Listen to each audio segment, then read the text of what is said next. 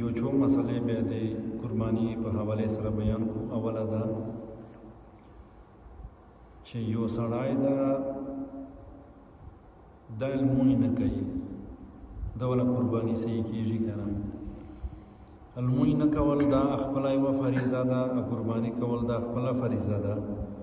قرباني کول یې صحیح کېږي، خو لمانځه اهتمام د سړی خامخا کوي. دوم نمبر باندې دوه سړي دي سلام یې نسته سره، اوس دو په یوه جناور چې عید سره کوي، آیا د ټولو عید خو به نه سره خرابېږي؟ کتاب لیکلی دي چې عید خرابېږي ای چاوال نه، خو دو ته داسې پکار دي چې که په شریعت مسلې نه سره شخ هسې دنیاوي اغراضي لالچي بیا د 3 ورځو نه سړی ډېره بدي ساتي نه، ځکه چې دا هسې بیا ښه نه ده، باقي عید دا ورسره صحیح کېږي. بله خبر دا ده چې قرضې په بارې چې ما بله ورځ خبر کړې وه چې چا باندې قرضه یي عید نسته په ها مسله دغسې ده، ولش کې معمولي اسکی تفصیل پهچې بیانوو.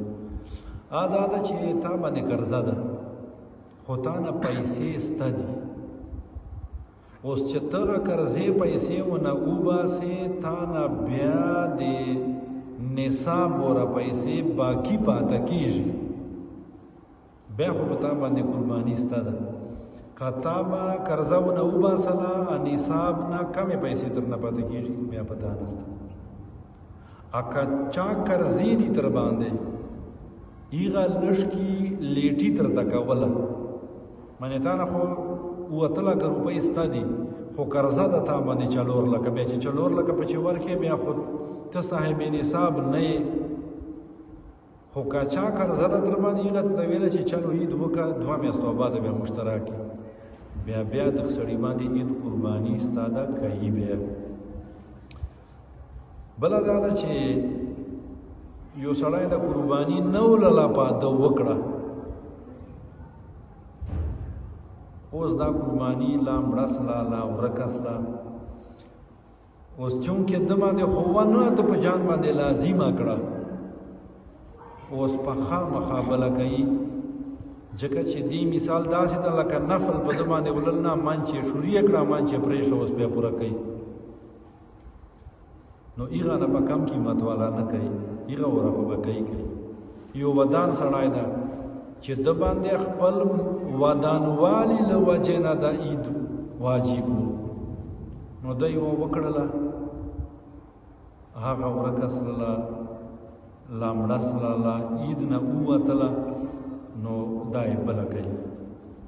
بله چې چرنګې کوي که هغه نه کمو پیسو والا کوي که زیاتو پیسو والا کوي.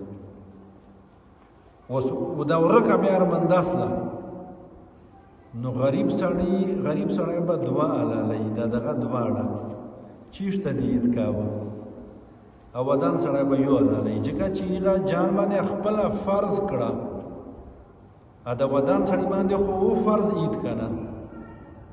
دا یوه خبر بله ډېره اهمه ده، نن مې کتله کتاب چې کله کله کور چې دا سره مشوره سره کړي چې دا یوه به بیا عید ته حلالوو، دا یوه خوا کور چې سره وکړه بیا عید ته حلالوو، بیا نعمه د ارادې سره بدلې سي، دا بیا تبدیلوای سي، که خرچوي یا که حلالوي یا که پرېږدوي، په دې خاص کولو سره دا یې خامخا په عید ورځې باندې حلالول ضروري نه دي، هغه چې تبدیلي بیا کولی سي.